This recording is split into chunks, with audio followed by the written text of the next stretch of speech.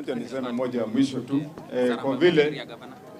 kwa vile ni muhimu watu waelewe ile safari ambaye, na nasikia vijana wengine hapa wenye tumesaidia hapa kupata kazi. Hapa kuna kujanga vijana zaidi ya 40 kila siku wakikaa hapa kutafuta kazi na wanapata kazi. Kuna kuanga wasichana wengine hapa wanafanya kazi huko kwa hizo tu salon, wengine ni waiters, wengine wote hawana kazi. Hii safari itakwisha vile nimesema kwa mapenzi yake Mwenyezi Mungu, na itaisha vizuri kwa vile Mungu ako upande. Ile mbio mimi nimepelekwa, na nimesema niseme hivyo kwa vile mtu asione kama hii masaibu imeanzisha hapa. Mimi nimekuwa kwa koti, nimekuwa kotini kila saa. Account za watu relatives wangu zote zilikuwa frozen, zilienda huko zikazimwa, ndio hata nikishikwa ama nifanye nini hakuna mtu anaweza kunitolea kodi. Tumeteseka na hao watu. Sasa baada ya hiyo mnaona tena walikuja huko kila siku. Nimekuwa na wageni huko, watu wa EACC, watu wa nani, kila saa kwa nyumba yangu, kwa ofisi, ndio kazi zifanyike. Baada ya hiyo tena mambo ya mateso ya siasa, mtu ambaye anafuata, na siku hizi kila mtu anaona, nikienda hata kwa mikutano watu wanaletwa wa kunipigia kelele, na ndio ikae kama mimi sina namna kwenye ground. Lakini sasa baada hiyo yote, na mpaka atakutukua risasi kwa nyumba, sasa imekuja mpaka Nairobi kutoka Kiambu, ndio sasa hapa nimalizwe kibiashara.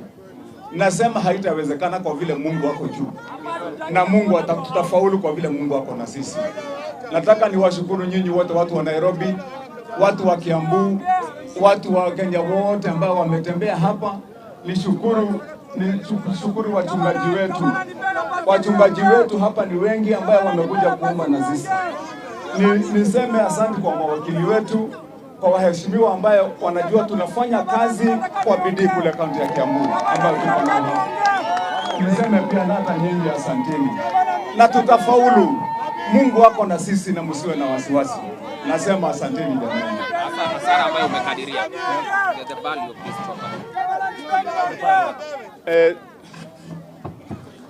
Na hapa kuna pesa nyingi ambazo, kwa hizo kama ni wewe ungekuwa unafanya kazi hapa miaka 40 years, na hawa watu wengi wote, hiyo total 40 years, ungekuwa umeweka pesa ngapi hapa? Ukiangalia magari imebomolewa, ingine ilikuwa inapigwa ni kama magari imekosea mtu usiku, mkiangalia ilikuwa inainuliwa juu na kutupwa kando.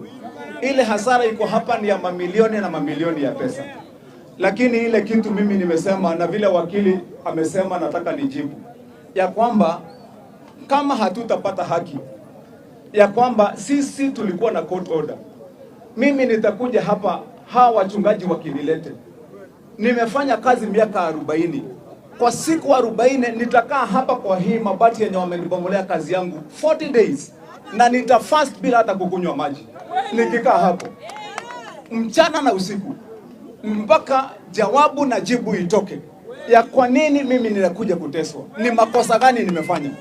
Kama sitambua ni makosa gani, basi nyinyi mtakuja kunitoa hapo.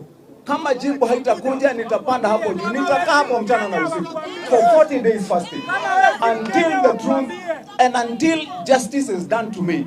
I want to know what is this that I have done. What is it? Ni kitu gani nimefanya ya kwamba hata kwa nyumba yangu siwezi kukaa na amani, kazini siwezi kwenda na amani. Sasa mpaka hata hapa kazi Nairobi siwezi kukuja na amani, siwezi hata kwenda kwa mikutano zangu, kazi siwezi fanya. Ni makosa gani jameni nimefanya ambaye kila saa lazima niandamiwe? What is it? Yeah. Thank you, sir.